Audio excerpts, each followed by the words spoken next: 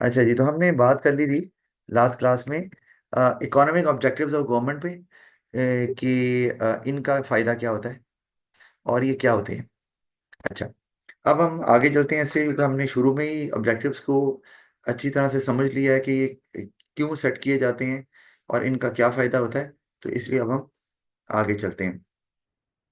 आगे आगे हमारे पास ways to achieve economic growth. अब ये हमने क्योंकि पढ़ा है पहले भी, higher level of goods available for people. तो जाहिर बात है, अब चेन तो आपने बनानी है। लिविंग स्टैंडर्ड लिखा हुआ है। अच्छा, अब यहाँ पर ना मैं यहाँ कहूँ कि लिखा हुआ है इकोनॉमिक ग्रोथ हो रही है तो ऑफ कोर्स आउटपुट ज़्यादा प्रोड्यूस हो रही है, तो लोगों को ज़्यादा गुड्स अवेलेबल हैं। लेकिन अगर मैं हायर लिविंग स्टैंडर्ड लिख दूंगा तो ये तो एक ही कनेक्शन बनता हुआ यहाँ पे नजर आ रहा है, अगर मैं लोगों की बात करूँ। तो इसका मतलब यही है कि यहाँ हम ऐड करेंगे ना, जब डेवलप करते हुए, कि अगर ज़्यादा गुड्स अवेलेबल हैं तो आप लिखेंगे कि people would be able to choose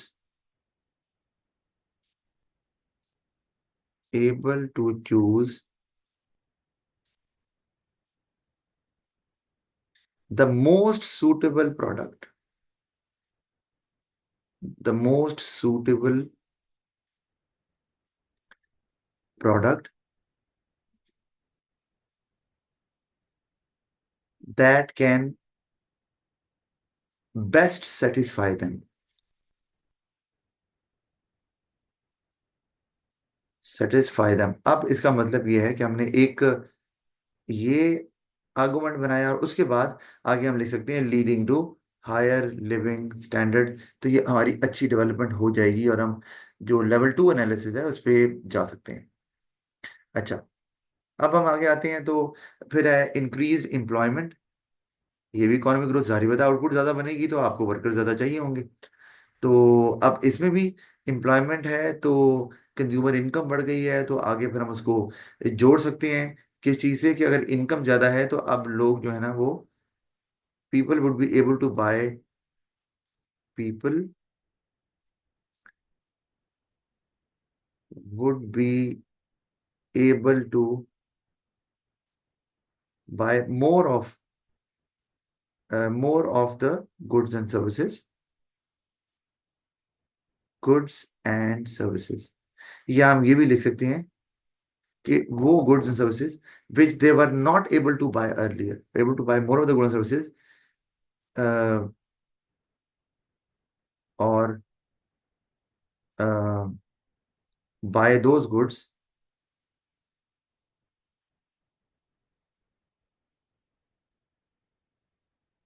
which they were not able to buy earlier, which they were not able to buy earlier। ये इस तरह से हम जो है ना इसका एनालिसिस कर सकते हैं ताकि हमें लेवल 2 पे हम चले जाएं। अच्छा, जस्ट अ मिनट। ओके, तो हमने ये देख लिया कि अगर एम्प्लॉयमेंट बढ़ रही है तो मैंने आपको सिर्फ करके दिखाया है, बाकी बच्चों को भी, माहिर आप भी हो, हरीब आप भी तो हो। तो कि आपने डेवलपमेंट कैसे करनी है या लेवल 2 एनालिसिस पे कैसे जाना है, कि डेवलपमेंट आपकी अच्छी होनी चाहिए और आर्गुमेंट एक से ज़्यादा होना चाहिए कि इससे ये होगा तो उससे फर्दर और क्या फ़ायदा होने वाला है। अच्छा, फिर हमारे पास हायर टैक्स रेवेन्यू आ गया, जारी बात है ये भी समझ आती है दो सूरतों में। अच्छा, एक तो मैंने आगे लिखा हुआ है कि गवर्नमेंट अपना फंडिंग के लिए इस्तेमाल कर सकती है उस पैसे को, क्योंकि गवर्नमेंट का जो मेन सोर्स ऑफ रेवेन्यू है वो टैक्स ही होता है, यानी कि ये मेन सोर्स ऑफ रेवेन्यू है गवर्नमेंट का। गवर्नमेंट पैसे यहीं से इकट्ठे करती है ज्यादातर। तो अब वो जब इकट्ठे कर रही है पैसे तो जारी बात है वो फिर डेवलपमेंट में लगाएगी। और डेवलपमेंट का मतलब है कि आप लिख भी सकते हैं कि बेटर रोड्स हैं, इंफ्रास्ट्रक्चर है, तो उससे ओवरऑल जो है वो बिजनेसेस को भी फेवर कर रहा है। वो अपनी बिजनेस एक्टिविटी को तेज कर देंगे क्योंकि प्रोडक्ट को एक जगह से दूसरी जगह लेकर जाना आसान हो जाएगा, बिजनेस एक्सपैंड करेंगे। और उससे फिर आप एम्प्लॉयमेंट भी जोड़ना चाहें तो जोड़ा जा सकता है ना, क्योंकि आप, वो तो पॉइंट अलग है। तो ये आपके ऊपर है। लेकिन ये कि हायर टैक्स रेवेन्यू आएगा कैसे, एक ये भी तरीका है बताने का। यहाँ तो लिखा है ना मेन सोर्स ऑफ रेवेन्यू, और आप डेवलपमेंट पे चले जाएं, एक और तरीका है इसको डेवलप करने का कि आप ये बताएं कि हायर टैक्स रेवेन्यू क्यों आएगा, और फिर आप इसकी बात कर लें अगर आपने ज़्यादा अच्छा डेवलप करना है। कि अगर इकोनॉमी ग्रो कर रही है तो इसका मतलब ज़्यादा आउटपुट प्रोड्यूस हो रही है। अगर ज़्यादा आउटपुट प्रोड्यूस हो रही है तो इसका मतलब है कि प्रोड्यूसर्स ज़्यादा टैक्स भी पे कर रहे हैं उस ज़्यादा आउटपुट पे, क्योंकि एवेंचुअली उनको वो सेल करनी है। तो हम जिसको बोलते हैं ना इनडायरेक्ट टैक्स या सेल्स टैक्स का वर्ड हम इस्तेमाल करते हैं, चीज़ों पे जो टैक्स लगता है, तो वो भी गवर्नमेंट को मिलेगा। और इकोनॉमिक ग्रोथ से जो एम्प्लॉयमेंट मिल रही है उससे भी जो इनकम पे टैक्स लग रहा है, दो टैक्स हो गए ना मेन सोर्स ऑफ रेवेन्यू मैंने जब लिखा है। तो एक तो हो गया आपके पास इनकम टैक्स, यानी कि लोगों को नौकरी मिल रही है, उनको इनकम मिल रही है, तो उसमें से गवर्नमेंट टैक्स लेगी, जारी बात है। और जब लोगों को नौकरी मिल रही है तो वो चीज़ें खरीद रहे हैं, तो इसका मतलब उन पे जीएसटी भी लगेगा, जनरल सेल्स टैक्स, या इसको आप बोल सकते हैं इनडायरेक्ट टैक्स भी बोल सकते हैं, जो चीज़ों में लगा लगता है। जितनी भी चीजें हम इस्तेमाल करते हैं उन पे टैक्स लगा होता है, हमें पता नहीं होता, उसकी प्राइस में शामिल होता है। रेस्टोरेंट जाएं तो उस पर भी आपको टैक्स देना होता है, तो वो भी जीएसटी होता है। तो अच्छा, फिर हमारे पास आगे इसी तरह है, और फिर आप आगे बता सकते हैं कि उससे गवर्नमेंट उसको डेवलपमेंट पर्पसेस के लिए इस्तेमाल कर सकती है। अच्छा, फिर हायर एक्सपोर्ट्स हमें नजर आ रहे हैं, क्योंकि आप एक्सपोर्ट तो नॉर्मली हम इसकी डेफिनेशन ऐसे ही लेते हैं ना, कि the output which is excess than the demand of the people of the country. तो आप उसको क्या करते हैं, उसको आप फिर दूसरे मुल्कों में सेल कर देते हैं, और इसको एक्सपोर्ट्स बोलते हैं। तो जब आप ज्यादा बना रहे हैं तो ऑफकोर्स आप फिर एक्सपोर्ट करेंगे, और एक्सपोर्ट करने से आपको एक तो आपका डेफिसिट कम हो रहा है। अच्छा, दो चीजें हैं इसके अंदर। डेफिसिट, अगर आप एक्सपोर्ट कर रहे हैं और डेफिसिट कम हो रहा है, तो इसका फायदा क्या है, क्योंकि मैंने ये हिंट लिखा है यहाँ पर कि आप ये डेफिसिट की बात कर सकते हैं। किस चीज का डेफिसिट, ओहो एक मिनट, किस चीज का डेफिसिट है ये डेफिसिट है बैलेंस ऑफ पेमेंट का। और बैलेंस ऑफ पेमेंट हमने पढ़ा था लास्ट टाइम, जिसमें आप वैल्यू ऑफ एक्सपोर्ट्स और वैल्यू ऑफ इंपोर्ट्स को रिकॉर्ड करते हैं। तो एक्सपोर्ट्स आपकी ज्यादा है, लेट से कि आपकी ना, ये मैंने डेफिसिट अगर कम लिखा हो रहा है, इसका मतलब कि आपकी इंपोर्ट्स लेट से पहले एक्सपोर्ट से ज्यादा थी, और हमने ये कल पढ़ा था ना कि इंपोर्ट के लिए एम इस्तेमाल करते हैं और एक्सपोर्ट्स के लिए एक्स इस्तेमाल करते हैं। तो अगर ये ज्यादा है तो इसका मतलब है जब आप एक्सपोर्ट बढ़ाएंगे तो ये गैप कम होना शुरू हो जाएगा ना। अभी इसको डेफिसिट ही बोल रहे हैं, ये डेफिसिट ही है। और डेफिसिट का नुकसान क्या होता है आपको ये बताना होता है ना। वो जो फॉरेन रिजर्व्स या फॉरेन करेंसी मुल्क के पास पड़ी होती है, वो खत्म होना शुरू हो जाती है। तो इवेंचुअली अगर ये सिलसिला कंटिन्यू हो तो फिर वो रन आउट हो जाती है, और फिर आपको पता है मुल्क इकोनॉमिक क्राइसिस में आ जाता है, क्योंकि फॉरेन करेंसी तो आप नहीं प्रिंट करते, वो तो आपको मिलती है जब आप एक्सपोर्ट करते हैं। या फिर दूसरा तरीका है कि भाई भीख मांग लो, लोन ले लो आईएमएफ से, वर्ल्ड बैंक से, यही काम है ना। अपने दोस्त ममालिक, जिनको आप एम ही दोस्त ममालिक कहते हैं, वो तो आपको फकीर ही समझते हैं, ठीक है ना। तो वो मशहूर डायलॉग है ना इसी तरह ही, कि जी आप समझेंगे मैं मांगने आया हूँ, लेकिन मांगने नहीं आया, लेकिन मजबूरी है।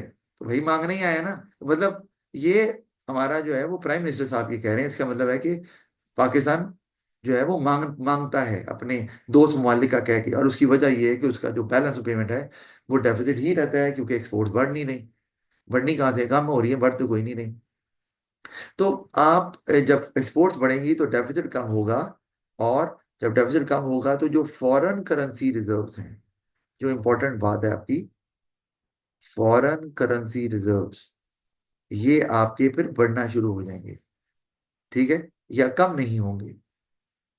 Foreign currency reserves would not fall, अगर कम भी हो रहे तो बहुत तेजी से नहीं, वुड नॉट फॉल रैपिडली।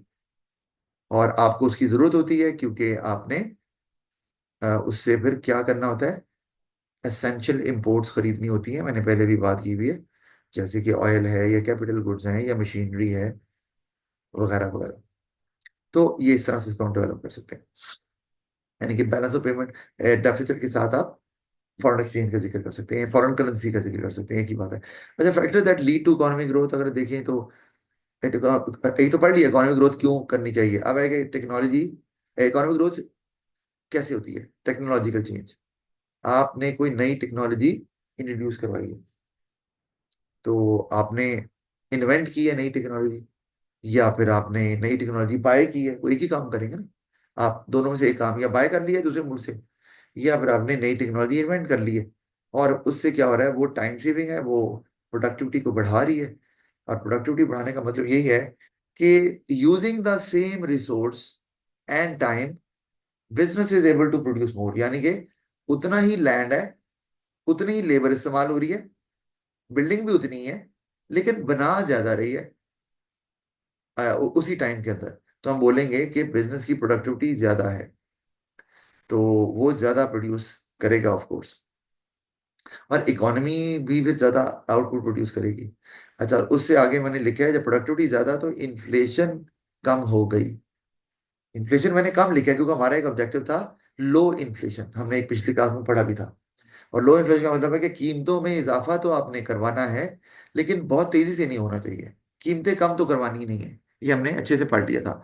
तो अगर प्रोडक्टिविटी ज्यादा होगी तो इसका मतलब ये है कि आपकी जो ओवरऑल डिमांड है ना, हम उसको बोलते हैं एग्रीगेट डिमांड। एग्रीगेट का मतलब ही होता है सम ऑफ। तो एग्रीगेट डिमांड जो यानी कि जो टोटल मुल्क की डिमांड है, जिसे total demand of the country बोलते हैं, वो उसमें जो गैप है और जो आउटपुट प्रोड्यूस हो रही है, आउटपुट को क्या बोलते हैं, उसको हम बोलते हैं एग्रीगेट सप्लाई। एग्रीगेट यानी कि total supply of the country. तो अगर इनके दरमियान गैप कम होगा, ठीक है, तो आपकी इन्फ्लेशन भी कम हो जाएगी। और जितना इनके दरमियान गैप ज्यादा होगा, मतलब कहने का क्या है कि सप्लाई आपकी है नहीं और डिमांड बहुत ज्यादा है, अगर ऐसे है, ठीक है, यानी कि अगर एग्रीगेट डिमांड जो है वो बहुत ज्यादा है सप्लाई से, ठीक है, ज्यादा तो है लेकिन बहुत ज्यादा है, डिफरेंस बहुत ज्यादा है, तो कीमतें बहुत तेजी से बढ़ेंगी और वो इन्फ्लेशन उससे कम नहीं होगी, बल्कि इन्फ्लेशन बहुत तेजी से बढ़ेगी और वो हाई इन्फ्लेशन की तरफ लेकर जाएगी इकोनॉमी को। और जहां पर इकोनॉमी के लिए वो बिल्कुल भी अच्छा नहीं है, क्योंकि फिर लोग खरीद नहीं पाएंगे, तो फिर आउटपुट भी प्रोड्यूस नहीं होगी, फिर अनएम्प्लॉयमेंट हो जाएगी वगैरह वगैरह। तो आपने एग्रीगेट डिमांड बेशक ज्यादा हो, इन्फ्लेशन तो तभी होगी ना। मतलब रिड्यूस इन्फ्लेशन का मतलब ये थोड़ी है कि कीमतें कम हो रही है, इसका मतलब है कीमतों में जो इजाफा हो रहा है वो पहले के मुकाबले में कम हो रहा है।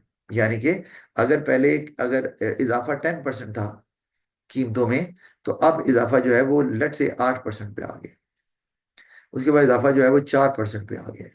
अब इसका मतलब ये हरगिज नहीं है कि कीमतें कम हो रही हैं। वो इसी तरह आप ले लें कि अगर पहले कीमतें 100 थी, तो वो आगे जाकर 108 हो गई, उसके बाद आगे जाके वो 112 पे चली गई। ऐसी रफ सा आइडिया दे रहा हूं आपको, ठीक है। तो इसका मतलब है कीमतें तो बढ़ रही हैं 100 से 108, 108 से 112, लेकिन वो अब उतनी तेजी से नहीं बढ़ रही। देख लो ना, पहले 8 का डिफरेंस था, फिर 4 का डिफरेंस आ गया। तो बढ़ रही हैं लेकिन आहिस्ता, इसको बोलेंगे रिड्यूस इन्फ्लेशन, कि कीमतों के बढ़ने का रेट कम हो गया। तो ये अच्छा है हमारे लिए, और इससे दो फायदे होते हैं। एक तो ये मैंने कल भी बताया था, एक तो प्रोड्यूसर इनकरेज होता है कि कीमतें बढ़ रही हैं, चलो हमें तो प्रॉफिट हो रहा है, वो प्रोडक्शन करेंगे। और कंज्यूमर क्या करता है, कहता है यार कीमतें बढ़ रही हैं तो अभी तो स्लो बढ़ रही हैं, ठीक है, टेंशन नहीं है, लेकिन आगे जाके बढ़ जाएंगी ना, तो बेहतर है कि पहले ही खरीद लो। तो वो भी डिमांड करते रहेंगे और उससे प्रोड्यूसर की चीजें बिकती भी रहेंगी। क्योंकि हाई इन्फ्लेशन में तो ये है ना कि कीमतें इतनी ज्यादा बढ़ जाती हैं कि कंज्यूमर खरीद ही नहीं, अब बाद में क्या खरीदना है, अब भी नहीं खरीद सकते। तो वो तो पहिया जो इकोनॉमी का है वो अभी जाम हो जाएगा। तो ये तो चीज हो गई। अच्छा, तो इसलिए प्रोडक्टिविटी जब ज्यादा हो गई तो आपकी डिमांड को मैच करने के लिए आपके पास एग्रीगेट सप्लाई आ गई, और जिसकी वजह से आपकी जो प्राइसेस हैं उनमें इजाफा उतनी तेजी से नहीं होगा कि हम उसे कहें कि ये अनकंट्रोलेबल राइज हो रहा है, जिससे इकोनॉमी का सरासर नुकसान है। क्या होगा मैंने आपको बता दिया। अच्छा, फिर हमारे पास इंक्रीज इन डिमांड है, sorry, discovery of new resources. अब डिस्कवरी ऑफ न्यू रिसोर्सेज में क्या आ रहा है, जैसे अभी कह तो रहे हैं कि पता नहीं गैस और ऑयल के रिजर्व्स निकले हैं, कि गैस और ऑयल के रिजर्व्स का पता चला कि मौजूद है। पता नहीं, बड़ी दफा पता चलता है निकलते कोई नहीं है, या बल्कि निकाल नहीं सकते, क्योंकि उसके लिए आपको इक्विपमेंट चाहिए, मशीनरी चाहिए, आपको ट्रेंड जो स्टाफ है वो चाहिए। तो बहरहाल, अगर रिसोर्सेज नए निकल आए, नए रिसोर्सेज कहाँ से आ रहे हैं, अगर आपके पास जो है ना वो स्किल्ड और एक्सपर्ट वर्कर्स पाकिस्तान में आ रहे हैं काम करने के लिए, तो भाई रिसोर्सेज बढ़ रहे हैं। क्यों? लेबर। लेबर क्या है? लेबर एक रिसोर्स है जो प्रोडक्शन में इस्तेमाल होता है। अच्छा, आप जो है वो, तो अच्छा, अब इसी तरह, अच्छा, अब ये तो लेबर, ये तो इजाफा हो रहा है, डिस्कवर थोड़ी ना हो रहे हैं। इजाफा जरूर हो रहा है लेकिन लेबर डिस्कवर नहीं हो रही यहाँ पे। डिस्कवर क्या हुआ? डिस्कवर ये हुआ कि आपने समंदर था, तो समंदर को तो प्रोडक्शन के लिए आप इस्तेमाल नहीं कर सकते, तो आपने वो जो सी का लेवल है वो जरा नीचे चला गया और वो लैंड जो है ना वो क्लियर हो गया। अब वहां पानी नहीं है, वो अब it's no more the part of C. तो अब आप उस लैंड को आपने डिस्कवर किया कि यार ये लैंड हमें और मिली है, हम इसको इस्तेमाल कर सकते हैं। ये आपने मिनरल डिस्कवर डिस्कवर कर लिए, आपने ऑयल डिस्कवर कर लिया या गैस जब हम बात कर रहे हैं, तो ऑफ कोर्स इसका मतलब है कंट्री की जो कैपेसिटी है वो बढ़ जाएगी। यानी कि अब कंट्री उस उन रिसोर्सेज को इस्तेमाल करके जो नए डिस्कवर हुए हैं प्रोडक्शन में इजाफा कर सकते हैं। और प्रोडक्शन में जब इजाफा करेंगे तो इकोनॉमिक ग्रोथ होगी ऑफ कोर्स। फिर इंक्रीज इन डिमांड आ गया। अगर मुल्क के अंदर डिमांड बढ़ रही है, यानी कि लोग ज्यादा चीजें मांग रहे हैं, तो भाई ये तो बिजनेसेस के लिए अच्छी बात है। ये अभी गाड़ियां जो हैं वो पाकिस्तान में इतनी ज्यादा क्यों हो गई हैं, इतनी नई नई कंपनीज क्यों आ गई हैं और आ रही हैं। अभी लेटेस्ट कौन सी कंपनी आई है अभी? अभी जो लेटेस्ट कंपनी आई है पाकिस्तान पाकिस्तान के अंदर वो है BYD। और ये टॉप की है तो चाइनीज कंपनी, लेकिन टॉप की कंपनी है पूरी दुनिया में। और ये क्या है? Build your dreams. तो ये क्यों आई है? उसने देखा भाई कि पाकिस्तान में कार मार्केट में गाड़ियों की डिमांड है, बढ़ गई है, पहले नहीं थी। अब वैसे तो दोबारा से थोड़ा कुछ डाउन हुई हुई है, लेकिन बहरहाल उनको नजर आ रहा है कि पोटेंशियल मौजूद है और डिमांड है। वो किसी वजह से क्या गवर्नमेंट ने कोई टैक्सेस लगाए हुए हैं या डॉलर ऊपर गया हुआ है, तो ये एक और केस है। लेकिन डिमांड उन्होंने आइडेंटिफाई कर ली हुई है, तो ऑफ कोर्स वो फिर अपना प्लांट लगाएंगे ना पाकिस्तान में, जारी बात है। तो बिजनेसेस यहाँ सेटअप करना चाहेंगे, और उससे क्या होगा, फिर वो प्रोड्यूस करेंगे तो इकोनॉमिक ग्रोथ तो होगी। अच्छा, इसी तरह आपने स्टाफ को ट्रेन कर दिया, एजुकेटेड एजुकेशन दे दी, वो वर्कर स्किल्ड हो गए, ज्यादा प्रोडक्टिव। हमने पहले भी पढ़ा है प्रोडक्टिव क्या होता है, कि एक वर्कर उसी टाइम में उतने ही रिसोर्सेज को इस्तेमाल करके पहले से ज्यादा प्रोड्यूस कर रहा है, तो हम कहेंगे कि वर्कर प्रोडक्टिव है। अच्छा, तो ऑफ कोर्स, और वो क्यों प्रोडक्टिव हो गया? क्योंकि वो मिस्टेक्स कम कर रहा है। उसको पता है कि शॉर्टेस्ट पॉसिबल रूट क्या है किसी भी अपने टास्क को कंप्लीट करने का। उसके बाद वो ज्यादा नॉलेजेबल है, उसे तो उससे चीजें डैमेज कम हो रही हैं, तो फिर चीजों को रीवर्क भी नहीं करना पड़ रहा, तो सारी वजह फिर प्रोडक्शन ज्यादा ही होगी ना आपकी। तो ये तो हो गए जी आपके पास कॉजेज इकोनॉमिक ग्रोथ के। फिर हमारे पास प्रॉब्लम भी है इकोनॉमिक ग्रोथ की। तो सबसे बड़ी प्रॉब्लम है डिमांड पुल इन्फ्लेशन। अब वो मैंने जैसे लिखा हुआ है कि भाई अगर इकोनॉमिक ग्रोथ हो रही है, तो इकोनॉमिक ग्रोथ से क्या हो रहा है? सबसे पहले तो इकोनॉमिक ग्रोथ से एक तो ये हो रहा है कि कंजम्पशन बढ़ रही है। मैंने ये लिखा है कंजम्पशन बढ़ गई, इन्वेस्टमेंट भी बढ़ रही है। वो कैसे? इस तरह से कि जब इकोनॉमिक ग्रोथ हो रही है तो भाई इंप्लॉयमेंट तो बढ़ रही है ना। इकोनॉमिक ग्रोथ हो रही है मतलब आप लोगों को हायर कर रहे हैं ज्यादा प्रोड्यूस करने के लिए। तो एम्प्लॉयमेंट जब बढ़ेगी तो लोगों की इनकम ज्यादा आ रही है, तो जब इनकम ज्यादा आएगी तो वो कंज्यूम भी तो करेंगे ना। ठीक है, अच्छा। तो कंज्यूम करेंगे तो ये किसका पार्ट है? ये एग्रीगेट डिमांड का पार्ट है। मैंने आपको बताया अभी कि एग्रीगेट डिमांड का मतलब है total demand of the country. तो अब अगर कंज्यूमर डिमांड कर रहे हैं, लोग डिमांड कर रहे हैं चीजें खरीदने के लिए, तो वो एग्रीगेट डिमांड में ही शामिल है। फिर जब इकोनॉमिक ग्रोथ हो रही है तो लोग इन्वेस्टमेंट के लिए भी खर्चा कर रहे हैं कैपिटल पे, मतलब कैपिटल गुड्स पे। कैपिटल गुड्स क्या होती हैं? जैसे कि मशीनरी आपने खरीदनी, क्योंकि आप अपना बिजनेस चलाना चाह रहे हैं, ठीक है। या आपने ये किया कि कोई बिल्डिंग नई कंस्ट्रक्ट की है आपने, बिल्डिंग बिजनेस के लिए। पहले तो लैंड था ना, ये भी उसी में आ रहा है कैपिटल गुड्स में। तो इन्वेस्टमेंट आप कर रहे हैं, तो ये भी एग्रीगेट। आप तो उसके लिए पहले आप कैपिटल गुड्स डिमांड करेंगे ना, खरीदेंगे। बिल्डिंग भी डिमांड करेंगे या बनाएंगे जो भी है, तो ये भी एग्रीगेट डिमांड का डिमांड ही है। तो इन दोनों से इकोनॉमिक ग्रोथ जब हो रही है तो आपकी डिमांड बढ़ेगी, और होगा क्या कि डिमांड तेजी से बढ़ जाएगी, और डिमांड जो है ना वो एक्सीड कर जाएगी काफी ज्यादा एग्रीगेट सप्लाई से।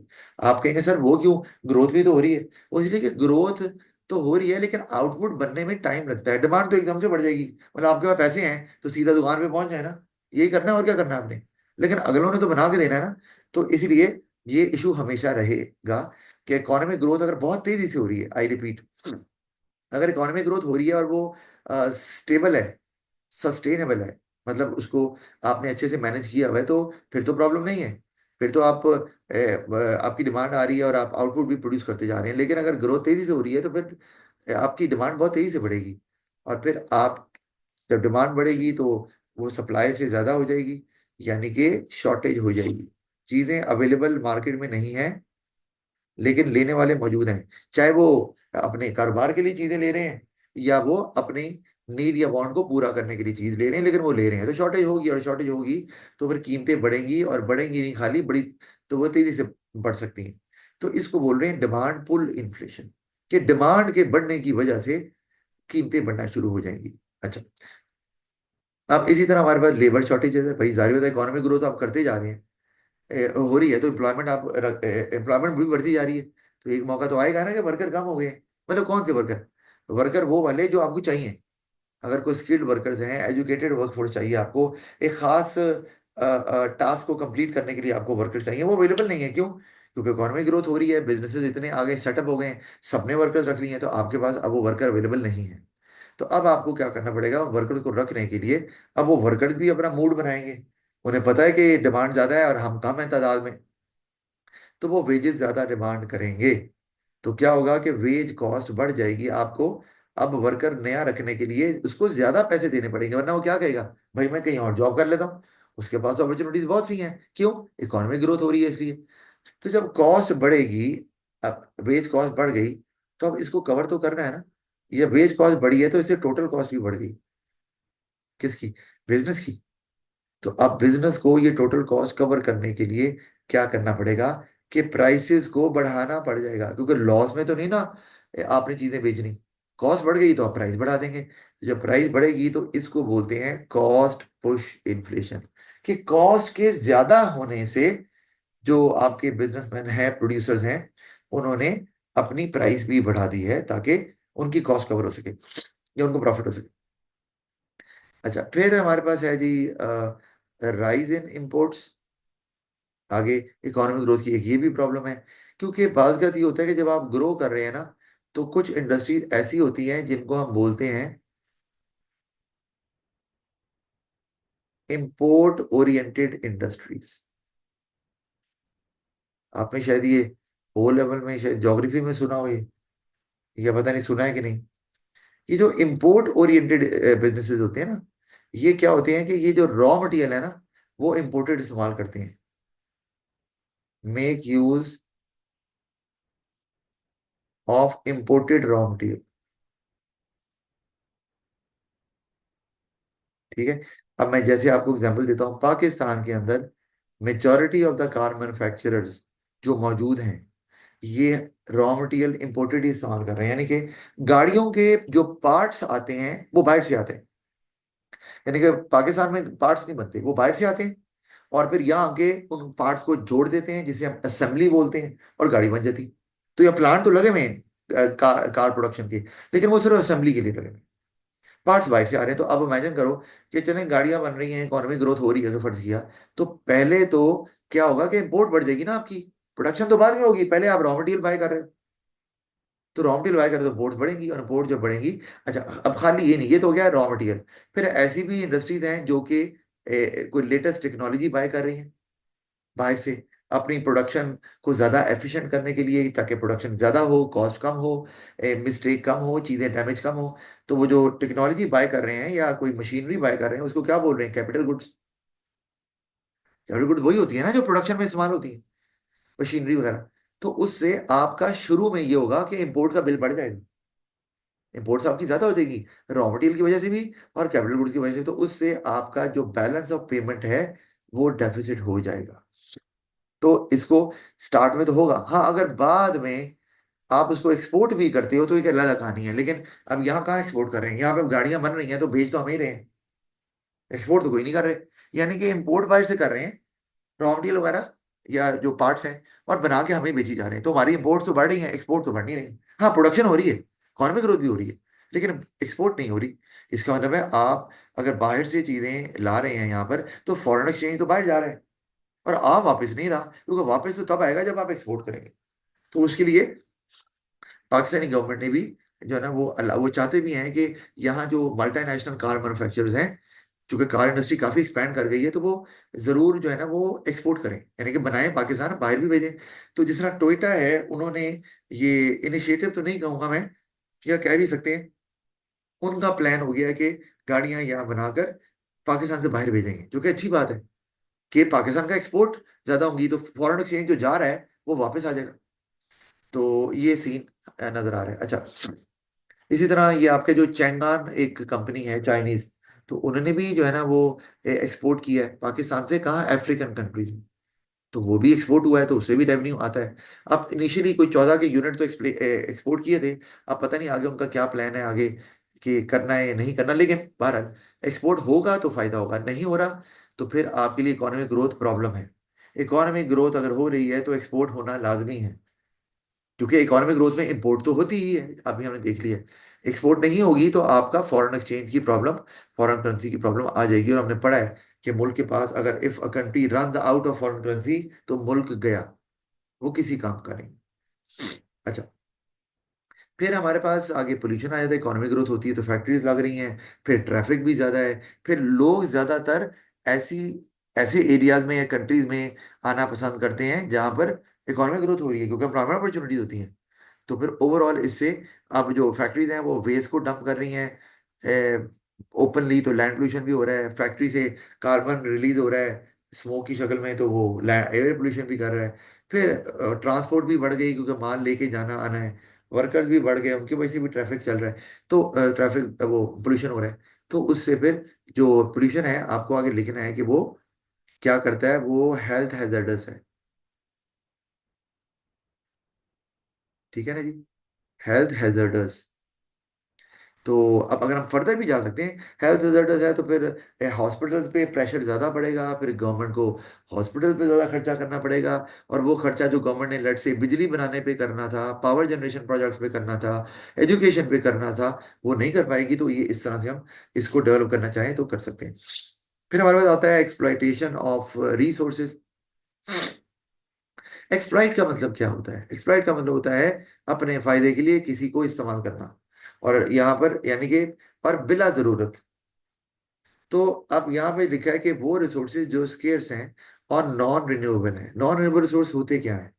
ये वो रिसोर्सेज होते हैं जो कि दोबारा नहीं आप इस्तेमाल कर सकते, और एक दफा इस्तेमाल कर लिए तो वो गए। तो इस और जैसे ऑयल है, आप हमें बताइए।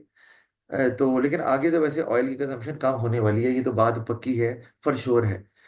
तो क्योंकि वो गाड़ियां जो है ना, ज्यादा तो गाड़ियां ही पेट्रोल की कंजम्पशन करती रही हैं, तो आगे जाके अब हाइब्रिड और इलेक्ट्रिकल व्हीकल्स आ रही हैं, तो ये मामला जो है वो कम होगा। हमारे यहाँ तो शायद काफी देर लगेगी, लेकिन बाहर के मुल्कों में तो उन्होंने पहले ही जो है वो स्विच कर चुके हैं। अच्छा, तो अब स्केर्स का मतलब होता है वो रिसोर्सेज जो कि तादाद में कम है, मतलब डिमांड से। तो भाई उनको तो आपने बचा के रखना है ना, ताकि फ्यूचर में भी इस्तेमाल हो सके। तो आप उनको इस्तेमाल नहीं करना चाह रहे ज्यादा, लेकिन अगर आप इकोनॉमिक ग्रोथ हो रही है तो आप तो धड़ाधड़ चीजें बनाई जा रहे हैं। तो वो रिसोर्सेज जो 50 साल में खत्म होने थे, वो आपके 20 साल में खत्म हो जाएंगे। तो फिर जो कमिंग जनरेशन होगी फ्यूचर में, उसको वो रिसोर्सेज अवेलेबल नहीं होंगे। जैसे मैं एग्जांपल आपको देता हूँ कि आप ऐसे ले लो कि हमें क्लीन एनवायरनमेंट जो है ना वो नहीं अवेलेबल। अभी देखो मौसम अभी थोड़ा अच्छा हो जाएगा, तो अच्छा होगा तो लोग बाहर निकलते हैं। अभी तो मौसम बड़ा गंदा है, पैदल चल नहीं सकते, आप वॉक नहीं कर सकते, पार्क में नहीं जा सकते। अभी अच्छा होगा तो क्या होगा? स्मोक आ जाएगी। तो पुराने वक्तों में हमारे आपके फादर मदर बताएंगे आपको कि भाई वो तो जो सुबह मॉर्निंग वॉक करनी चाहिए, या आपको तो भाई इस वक्त तो सुबह बिल्कुल नहीं करनी, जब स्मोक आएगा तो सुबह तो बिल्कुल ही नहीं करनी भाई। वो हुकूमत तो बल्कि टाइम चेंज करने के चक्कर में है कि स्कूलों को लेट करें। तो ये इसीलिए हुआ ना कि इतना जो आपने रिसोर्सेज को एक्सप्लॉइट किया, तो उससे जो बेनिफिट कमिंग जनरेशन को होना था वो नहीं हो रहा। हमें हमारे पास क्लीन फ्रेश एयर मौजूद नहीं है, पर्टिकुलरली इस मौसम के अंदर, जबकि लोग बाहर निकलते हैं मौसम प्लेजेंट होता है। तो हम निकलते हैं, हम कहते हैं कोई बात नहीं, कुछ नहीं हो रहा, लेकिन एक्चुअली हो तो रहा है। अगर आप थोड़ी देर के लिए निकल रहे हैं तो शायद बचत है, लेकिन आपको ये पता चलेगा later on, after some years. अभी नहीं पता चलेगा कि आपको कोई लंग्स का इशू हो गया है, आपकी जो है ना वो शॉर्टनेस ऑफ ब्रेथ होगी हुई है एक परमानेंट बेसिस पे। और खुदा ना खासा वो लोग जो ज्यादा देर स्मोक में बाहर ही रहते हैं पूरा पूरा दिन, उनको तो कैंसर तक हो सकता है। ये भी आप इमेजिन करें, इतने डेंजरस केमिकल जो है ना वो फ्लोट कर रहे होते हैं एयर में, और चूंकि वो बहुत नीचे होते हैं तो हम उनको आसानी से इनहेल कर लेते हैं। तो बेहतर तो यही है कि मास्क को लगाकर ही बाहर जाया जाए। अच्छा, ये भी हो गया, तो we are done with this. और आगे हमारे पास आ जाता है अब ट्रेड साइकिल, तो इसको हम अभी कवर नहीं करते, लेकिन आपका कोई क्वेश्चन है किसी का तो मुझे जरूर बताएं, मैं उसको एड्रेस कर लेता हूँ। No sir. नहीं है? और माहिर और रीबा आपका भी शायद नहीं है। है तो जरूर बता दें, क्वेश्चन तो अच्छा ही होता है करना, ये नहीं देखना होता कि अ, किसको किसको समझ आई किसको नहीं आई। आपको नहीं आई तो पूछना है। अच्छा ओके, कोई क्वेश्चन नहीं है। ऑल राइट, तो see you in the next class.